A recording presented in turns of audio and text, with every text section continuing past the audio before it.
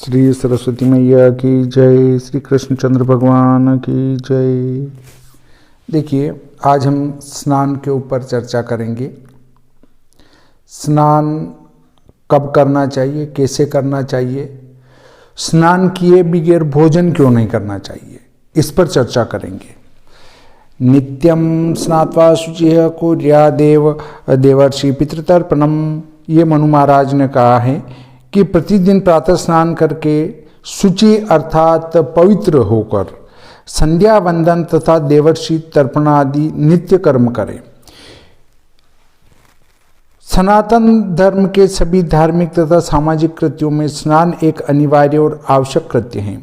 संध्या वंदनादि साधारण दैनिक कृत्यों से लेकर बड़े से बड़े अश्वमेध यज्ञ पर्यंत सभी कर्मों का प्रारंभ स्नान से ही होता है। यही क्यों एक हिंदू के जीवन का प्रारंभ भी स्नान ही से होता है और पर्यवसान भी स्नान में ही। बालक जन्म लेकर जो ही जीवन रक्षा के लिए आकुल वाणी में पुकारना आरंभ करता है, चीरबंधन से विमुक्त हो जो ही वह मुक्त वायु में प्रथम उच्छ्वास ग्रहण करता है, तभी कुशल धात्री सर्वप्रथम उसके शरीर को स्वच्छ करके स्नान कराती हैं। इसी प्रकार जीवन के पर्यवसान में जबकि उसकी आत्मा शरीर को छोड़कर अनंत में लीन हो जाती है, तब भी हिंदू के शरीर को चितारोहण से पूर्व एक बार पुनः स्नान कराया जाता है। और अंत में जब सब कुछ भस्मांत शरीरम बन जाता है, उस समय भस्म में से चुनी हुई हिंदू की वह अस्थियां भी पतित पावनी जाह्नवी में अनंत स्नान के लिए विसर्जित की जाती हैं। इससे अधिक स्नान का महत्व किस देश और किस जाति में देखने को मिल सकता है। हिंदुओं के हरिद्वार, काशी, प्रयाग, कुरुक्षेत्र, उज्जैन, पुष्कर आदि सभी तीर्थ स्थानों की महिमा, इन सभी तीर्थ स्थानों की महिमा जो है वो स्नान पर ही निर्भर है। इनमें स्नान ही मुख्य माना गया है। इन स्थानों पर बिना किसी विशेष प्रोपेगंडे के तत्त समय में स्नान के लिए उमड़ पड़ने वाले जन समुदाय को देखकर हिंदुओं की स्नान प्रियता का अनुमान करना कुछ कठिन नहीं है। देखिए, हमारे अंदर का ही स्नान गया है, कुंभ स्नान। 4 कुंभ होते हैं, उनमें स्नान करने लोग जाते हैं, केवल स्नान करने। अर्थात स्नान का कितना महत्व हमारे सनातन धर्म में बताया गया है, ऐसा स्नान की महिमा किसी अन्य धर्म में नहीं है। वेदादि शास्त्रों में स्नान गरिमा के सूक्त भरे पड़े, कई सूक्त हैं स्नान के ऊपर। गंगे त्वदर्शनान मुक्तिर न जाने स्नान जम फलम आदि अनेक शास्त्रीय वचनों में स्नान का अवर्णनीय महत्व प्रतिपादित किया है। उसके आगे मुक्ति जैसा पदार्थ भी अत्यंत तुच्छ माना गया है। यह स्नान अभिषेक ही है जो कल के एक सामान्य जन को दूसरे दिन सार्वभौम सम्राट के महान पद पर प्रतिष्ठित कर देता है। स्नान की क्रिया का तात्पर्य शारीरिक शुद्धि से है। स्ना शोचे धातु से निष्पन्न होने वाले इस शब्द का अर्थ ही शुचिता संपादन है। हम पीछे बतला आए कि हमारी त्वचा में असंख्य छोटे छोटे रंध्र होते हैं, छोटे छोटे छिद्र होते हैं चमड़ी में। इन्हीं छिद्रों से भीतर का मल स्वेद के रूप में बाहर निकला करता है। वायु के लगने से पसीने का द्रव्य भाग तो वाष्प बनकर उड़ जाता है, किंतु अद्रव मेल इन रंध्रों में जम जाता है। यदि इस मेल को रोज साफ न किया जाए तो कुछ दिनों बाद मेल की मोटी तह इकट्ठी होकर इन रंध्रों को बिल्कुल बंद कर देगी, जिससे अंदर का मल और दूषित वायु बाहर न आकर अंदर ही अंदर सड़ जाएगा। शरीर से दुर्गंधी आने लगेगी, अनेक प्रकार के रोग पैदा होंगे और जीवन दुर्भर हो जाएगा। इसलिए प्रतिदिन स्नान करके त्वचा को स्वच्छ कर लेना चाहिए। इस मल की सफाई ही स्नान का प्रथम उद्देश्य है। स्नान का दूसरा उद्देश्य शरीर में अपेक्षित जलीय अंश की पूर्ति और प्राण शक्ति का संतर्पण है। आप जानते ही हैं कि हमारे इस शरीर का निर्माण पृथ्वी, अप, तेज आदि 5 महाभूतों से हुआ है और उन्हीं के द्वारा यह जीवित भी हैं।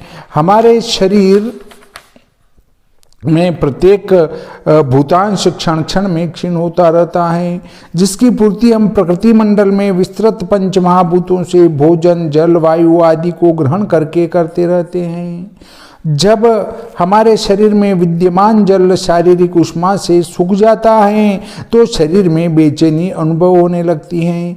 आमाशय और उसके समीपवर्ती प्रदेश में उत्पन्न होने वाले ताप को तो जल पीकर शांत कर लिया जाता है, किंतु शरीर के रोम रोम से फूट पड़ने वाली जलाभाव जन्य उष्मा को शांत करने के लिए तो स्नान के अतिरिक्त चारा ही कुछ नहीं है। गर्मी के दिनों में पाठकों ने इसे भली प्रकार अनुभव किया होगा, जबकि मनुष्य ग्रीष्म से संतप्त होकर जल की शरण में शांति अनुभव करते हैं। जल के कण कण में प्राण शक्ति निहित है। श्रुति में कहा गया है आपो वे प्राणाः, कहकर उसे प्राण शक्ति का नैसर्गिक स्रोत स्वीकार किया है। स्नान से हमारे प्राणों की तृप्ति होती है, शरीर में स्फूर्ति तथा चैतन्यता का उदय हो जाता है, आलस्य पास नहीं रहता और मन प्रफुल्लित हो जाता है। पश्चिमी देशों में तो जल के महत्व का पता लोगों को अब इतने दिन बाद लगा है और वे उसकी आरोग्यता विदायिनी शक्ति को देखकर आश्चर्यचकित रह गए हैं, किंतु तपोपूत महर्षियों ने लाखों वर्ष पूर्व जल की इस अमित शक्ति का अनुभव करके ही उसे देवत्व के पद पर अभिषिक्त किया था। हम जल को पानी नहीं कहते, जल नारायण कहते हैं, अर्थात जल नारायण का स्वरूप है और इनके ऊपर भी एक देवता का अधिकार है। जबकि हम जल का पूजन करते हैं तो वरुण देव का ध्यान करते हैं जल के कलश के अंदर, अर्थात जल के अधिष्ठात्र देवता हैं वो वरुण देव हैं। इससे भूत प्रेत उस जल को, शुद्ध जल को नहीं पी सकते, क्योंकि वरुण देवता उनको नहीं पीने देते हैं। प्रत्येक कार्य के आरंभ में जल स्नान, जल आचमन और जल पूजन की प्रणाली प्रचलित करके उन्होंने इसे धार्मिक परंपरा का अविच्छिन्न अंग ही बना दिया, जिससे सर्वसाधारण में स्नान आदि के प्रति पर्याप्त रुचि उत्पन्न हो। अब स्नान विधि के ऊपर हम चर्चा करते हैं। नदी, सरोवर या किसी बहते हुए पानी में स्नान करना सर्वोत्तम कहा जा सकता है। इसलिए सनातन धर्म में गंगा, यमुना, गोदावरी आदि नदियों का महत्वपूर्ण स्थान है। स्नान के लिए आवश्यक है कि शरीर का प्रत्येक भाग अच्छी तरह आर्द्र हो जाए। नदी, तालाब में यह सर्वथा सुसंभव है। वहां शरीर में के मल और दूषित वायु से गंदा हुआ जल अति शीघ्र बह जाता है और उसकी जगह लाखों गैलन ताजा जल फिर उपस्थित हो जाता है। इसलिए जहां तक संभव हो बहते हुए पानी में स्नान करना चाहिए। शहरों में जहां नदी, तालाब आदि का प्रबंध नहीं है या श्रम साध्य है, वहां नल, गंगा या कुएं की ही शरण लेनी पड़ती है। ऐसे स्थान पर अधिकांश व्यक्ति जल्दी में 2-4 लोटे डालकर हस्ती स्नान करके इस आवश्यक कृत्य को निपटा देते हैं। ऐसे स्नान से वस्तुतः कोई लाभ नहीं है। स्नान वहां तक करना चाहिए जहां तक शरीर का मेल साफ ना हो जाए और शरीर ठंडा ना हो जाए। धर्म की दृष्टि से प्रतिदिन स्नान करने वाले हमारे आस्तिक समाज को यह बात भली प्रकार समझ लेनी चाहिए कि स्नान स्वतः कोई धर्म नहीं है, किंतु धर्म साधन भूत इस देह को धर्माचरण क्षम रखने के कारण ही यह वह धार्मिक कृत्य है। यदि आप स्नान का वास्तविक तात्पर्य समझे बिना 2-4 लोटे डालकर अपना कर्तव्य तो पूरा कर लेते हैं, किंतु फिर भी आपका शरीर रोगी ही रहता है, तो इसके कारण दयालु ईश्वर को दोष देने की आवश्यकता नहीं है। बहुत सारे क्या कहते हैं, मैं तो एक बाल्टी में नहा भी लेता हूं और कपड़े भी धो लेता हूं। वाह भैया, बहुत बढ़िया करते हो आप तो। स्नान शुद्धि के लिए होता है, न कि दिखावे के लिए, पानी डालने के लिए स्नान नहीं होता है। तो मन में कभी यह विचार न कीजिए कि उसने आपके जैसे नित्य स्नायी भक्त को उसकी भक्ति का कितना अच्छा पुरस्कार दिया है। ऐसा विचार आपकी भ्रांति है, कभी तो आपके कर्तव्य में है। अपने यह समझा ही नहीं कि स्नान का तात्पर्य क्या है और वह कैसे किया जाता है। स्नान चाहे कुएं पर किया जाए या नल पर, इसी विधि से करना चाहिए। स्नान के समय शरीर पर साधारण वस्त्र होना चाहिए। एक लंगोट और अंगोछा काफी है। पास में एक लोटा और पानी से भरी बाल्टी रख लीजिए। लोटे में जल लेकर सर्वप्रथम सिर को भिगोइए। इसके अनंतर हाथ और पांव धोने चाहिए। प्रथम सिर का भिगोना इसलिए आवश्यक है कि सिर में जल पड़ने पर वहां बढ़ी हुई गर्मी पांवों के रास्ते निकलकर शांत हो जाती है। यदि ऐसा न करके पहले पांव भिगोए जाएं तो पांवों की गर्मी सिर में समा जाती हैं, जिससे कुछ दिनों में मस्तिष्क में विकार उत्पन्न होकर पागलपन शुरू हो सकता है। देखिए, कभी भी गर्मी को पैरों से सिर की तरफ नहीं निकालना चाहिए।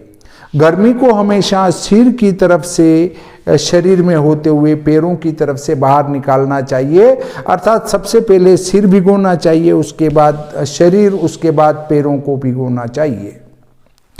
सिर हाथ पांव धोने के उपरांत पानी डालकर शरीर को अच्छी तरह भिगो डालिए और उसे खद्दर के अंगोछे या खुरदरे तौलिए से मलना शुरू कीजिए। लगभग 10-15 मिनट शरीर को इसी प्रकार मलना चाहिए जिससे रंध्रों में घुसा हुआ मल फूल कर बिल्कुल साफ हो जाए। इसके बाद 5 मिनट तक शरीर पर बराबर पानी डालते रहिए। यह पानी इन रोमों के रास्ते अंदर जाकर अपेक्षित जलीय अंश की पूर्ति कर देगा। अंत में शरीर को तौलिए से पोंछ डालिए और वस्त्र पहन लीजिए। यह आपका स्नान हो गया। यह स्नान का निरालौकिक स्वरूप है। इसके आध्यात्मिक रूप में कुछ भावनाओं का सन्निवेश और होता है। शास्त्रीय विधि के अनुसार हमें स्नान से पूर्व जल की अधिष्ठात्री शक्ति वरुण की अभ्यर्थना करनी चाहिए। इस उपासना का रहस्य हम विगत अध्याय में देवतावाद में प्रतिपादित कराएं। स्नान समय पठनी सभी धर्मशास्त्रोक्त मंत्रों में जल की दिव्य शक्ति का वर्णन करके लोगों को उससे पूरा लाभ उठाने की शिक्षा का ही प्राधान्य है। स्नान करते हुए आस्तिक पुरुषों के मुख से देखिए क्या निकलना चाहिए, जल में किनका ध्यान करना चाहिए, इस श्लोक में बताया गया है। गंगे च यमुने च गोदावरी सरस्वती नर्मदे सिंधु कावेरी जले अस्मिन् सन्निधिं कुरु। इस प्रकार उस जल में गंगा माता, यमुना माता, गोदावरी माता, सरस्वती माता, नर्मदा माता, सिंधु माता, कावेरी माता, वो सभी 7 नदियां जो है इनमें आकर समा जाए और उस जल से मैं स्नान करूं। यह श्लोक प्रायः सभी ने सुना होगा। गंगा गोदावरी से हजारों वर्ग मील दूर साधारण तालाब में स्नान करते हुए भी एक सनातन धर्मी प्रतिदिन स्नान के समय शरीर में नहीं तो कम से कम मन से ही अपने भावना साम्राज्य से कैसे गंगा गोदावरी का पवित्र सानिध्य प्राप्त कर लेता है और इनके प्रति अपनी श्रद्धा के पुष्प चढ़ाता है, यह बात इस श्लोक को देखकर भली प्रकार जानी जा सकती है। स्नान के समय सर्वदा किसी स्तोत्र का पाठ करना चाहिए, चाहे किसी भी देवी देवता का हो, आपकी श्रद्धा पर निर्भर है। स्तोत्र पाठ इसलिए आवश्यक है कि जल का स्पर्श पाते ही वाणी अपने आप प्रस्फुटित हो उठती है और उस समय फिर जो भी कुछ जबान पर आ जाए मनुष्य वही बोलने लगता है। हमने देहात में अपनी भोली भाली अपठित माताओं को देखा है। वे श्रद्धा परिपूत हृदय से जब स्नान करने लगती हैं तो और कुछ नहीं तो बिल्ली के बच्चे बचाए द्रौपदी की लाज रखी, यह दोनों वाक्य ही उनके लिए स्तोत्र रूप बन जाते हैं। यहाँ तक तो गनीमत है कि इन देवियों के पास कम से कम श्रद्धा परिपूत हृदय तो है। ये देहाती देवियाँ मेरे उन पड़ोसी बंधुओं बाबुओं से तो 1000 दर्जे अच्छी हैं जो प्रतिदिन प्रातः काल स्नान के समय जल का स्पर्श पाते ही तार स्वर में कहती हैं, या इराही मिट न जाए दर्दे गम फिल्मी धुन की ही निरंतर रट लगाते चले जाते हैं। अस्तु तात्पर्य है कि भगवान नामात्मक संस्कृत या हिंदी के कुछ पद्य स्तोत्र रूप में कंठस्थ अवश्य कर लेने चाहिए और स्नान के समय उन्हें बोलते रहना चाहिए। इससे शारीरिक शुद्धि के साथ मन और वाणी की भी शुद्धि हो जाएगी। अर्थात जब आप स्नान करने लग जाते हैं तो आप 2-4 श्लोक ही याद कंठस्थ कर लीजिए, वो उस समय स्नान करते समय बोलें, क्योंकि आपका शरीर शुद्ध है, उसके साथ मन और वाणी भी शुद्ध हो जाए, अर्थात मन और वाणी भी आपका ईश्वर स्मरण में लगा रहे तो कितनी अच्छी बात होगी। परंतु वे जो बाबू लोग हैं ये स्नान करते समय बोलते हैं या इलाई मिट न जाए दर्दे गम, उसका कोई अर्थ नहीं निकलता है। इससे हमें ईश्वर का ही स्मरण करना चाहिए। बिना स्नान किए खाए क्यों नहीं, इस पर चर्चा करते हैं। यद्यपि आज का सभ्य शिक्षित समुदाय तो स्नान की कौन कहे सोच जाने से पूर्व ही बिस्तर पर पड़े पड़े चाय केक का भोग लगाकर प्राकृतिक नियमों की प्रत्यक्ष अवहेलना कर रहा है और विविध रोगों के रूप में उसका दुष्परिणाम भी भोग रहा है। किंतु हमारे यहाँ किसी समय अनुल्लंघनीय नियम था कि बिना स्नान किए कुछ न खाया जाए। इस नियम के धार्मिक पहलू को एक तरफ रख इसके शारीरिक विज्ञान सम्मत पहलू पर ही इन पंक्तियों में कुछ लिखेंगे। देखिए आजकल तो क्या है, बेड टी और बेड नाश्ता भी चलता है, अर्थात बिस्तर पर ही चाय पिएंगे, बिस्तर पर ही कुछ बिस्किट खाएंगे, उसके बाद उठकर फिर बाथरूम में जाएंगे। तो ये बात गलत है, कभी भी उठकर खाने में नहीं लगना और चाय का तो ये काम ही बिल्कुल गलत है। ये विदेश से आई हुई चाय है जो कि सभी उठकर चाय पीने बैठ जाते हैं और दिमाग में एक फितूर बैठा हुआ है कि चाय नहीं पिएंगे तो मोशन बनेगा ही नहीं। बस दिमाग में बैठ गया तो मोशन तो ही बनेगा जब आप चाय पी लेंगे। देखिए कितनी गलत मानसिकता है। मोशन तो आप 2-4 दिन चाय पियो ही मत, अपने आप बनने लग जाएगा, फिर आपकी थिंकिंग अपने आप बदल जाएगी। चाय पीने से कुछ नहीं होता है, मेरा प्रत्यक्ष अनुभव है। मैं उस समय जब कम उम्र हुआ करती थी, चाय के बिना मेरा कोई कार्य चलता नहीं था। उठकर चाय पी के एक नींद और निकालता और फिर उठता था।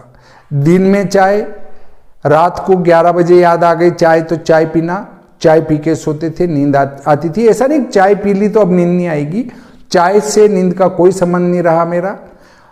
परंतु बच्चे ने आके कहा कि इसमें कुछ मिलावट कर रहे हैं, पहले आप सभी ने सुना होगा। उस दिन मैंने कहा आज के बाद चाय नहीं पिएंगे, उस दिन से चाय छोड़ी और कोई फर्क नहीं पड़ा शरीर पर। मुझे कोई ये नहीं लगा कि आज जो आलस्य आ रहा है कि वो हो रहा है, कि बस चाय नहीं पिएंगे, छोड़ दी, अब तक नहीं पी रहे हैं, कोई फर्क नहीं पड़ता है। इसलिए आप भी चाय छोड़कर देखिए। कोई नशा है, तंबाकू खाकर अगर हम सोच में जा रहे हैं तो उसको छोड़ के देखिए। 1 दिन नहीं बनेगा, 2 दिन नहीं बनेगा, 10 दिन नहीं बनेगा, आखिर आपका प्रेशर बन ही जाएगा। देखिए अगले बिंदु पर हम चर्चा करते हैं। हम पीछे बतला चुके हैं कि स्नान द्वारा शरीर के प्रत्येक भाग का नया रस और नया जीवन प्राप्त होता है। शरीर में पिछले 24 घंटों में इकट्ठा हुआ सभी प्रकार का मल स्नान और उससे पूर्ववर्ती क्रियाओं द्वारा साफ हो जाता है और उसमें सभी विषयों को ग्रहण करने की एक नई योग्यता आ जाती है। यह प्रभाव अन्य अंगों के साथ मनुष्य के पाचक यंत्रों पर भी पड़ता है। देखिए जब आप प्रातः उठेंगे, शौच क्रिया से निवृत्त होंगे, फिर मुख साफ करेंगे, मुख साफ करने के बाद फिर स्नान करेंगे तो आपका शरीर पूर्णतया तरोताजा हो जाएगा और एक नई क्रिया करने के लिए तैयार हो जाएगा, नए कार्य के लिए तैयार हो जाएगा। तो आपकी अंदर की मशीनें भी हष्ट-पुष्ट और तैयार हो जाएगी, क्योंकि वो भी खाली और साफ स्वच्छ हो जाएगी। तब जिससे उनमें भी अन्न ग्रहण की नई इच्छा जागृत होगी। इसी का नाम भूख है, मतलब उनकी और अन्न ग्रहण करने की इच्छा हो जाती है, इसी को भूख कहते हैं। यह इच्छा स्नान करने से जितने तीव्र रूप में जागृत हो जाए तभी भोजन करना चाहिए। स्नान से पूर्व खाने में न वह अभिरुचि न आनंद। मनुष्य खा अवश्य लेता है और अग्नि उसे पचाती भी है, किंतु ऐसे भोजन सेवना हुआ प्रभावहीन रस शरीर के लिए पूर्ण लाभकारी नहीं होता। मतलब बिना स्नान के अगर आप भोजन कर रहे हैं तो आपके लिए जो है उस से जो रस बनता है वो शरीर के लिए लाभकारी नहीं होता है। इसके अतिरिक्त स्नान से पूर्व जब हम कोई वस्तु खा लेते हैं तो जठराग्नि उसे पचाने के कार्य में लग जाती है। उसके बाद यदि आप स्नान करने लग जाएं तो शरीर के शीतल हो जाने के कारण उदर में नानाविध रोग उत्पन्न होंगे और शरीर को कष्ट भोगना पड़ेगा। इसलिए प्राचीन आचार्यों ने यह व्यवस्था की है कि बिना स्नान कुछ खाया न जाए। देखिए, जब आपने स्नान से पहले कुछ खा लिया तो आपके अंदर जो ऊर्जा है वो उस भोजन को पचाने में लग जाएगी और फिर आप और स्नान कर लेंगे तो वो और ठंडी हो जाएगी तो भोजन पचेगा नहीं। इसलिए पहले ही शरीर को शिथिल कर लिया जाए ताकि भूख उत्पन्न हो। भूख उत्पन्न होगी तो अर्थात ऊर्जा उत्पन्न होगी हमारे पेट में, और ऊर्जा उत्पन्न होगी और उसके बाद भोजन करेंगे तो वो भोजन जल्दी पच जाएगा। इसलिए स्नान के बाद ही भोजन करना चाहिए।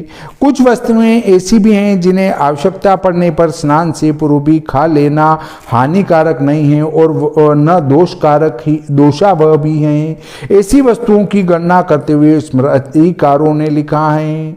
देखिए, कुछ ऐसी चीजें भी है जो भोजन के पूर्व खा भी लें तो उसका पाचन पर और स्नान पर कोई प्रभाव नहीं पड़ता है। देखिए, इक्षुरापयो मूलम फलम तांबुलमोषधम भुक्त्वा पीत्वा पी कर्तव्या स्नान दानादि का क्रिया।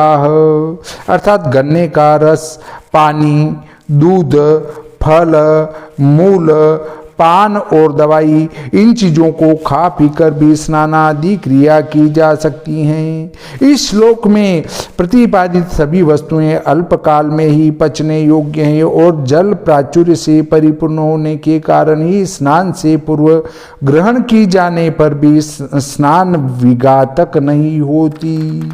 अर्थात इनको सेवन करने के बाद भी आपके स्नान में कोई बाधा नहीं आएगी। इस प्रकार आज का ये प्रकरण यहीं समाप्त होता है।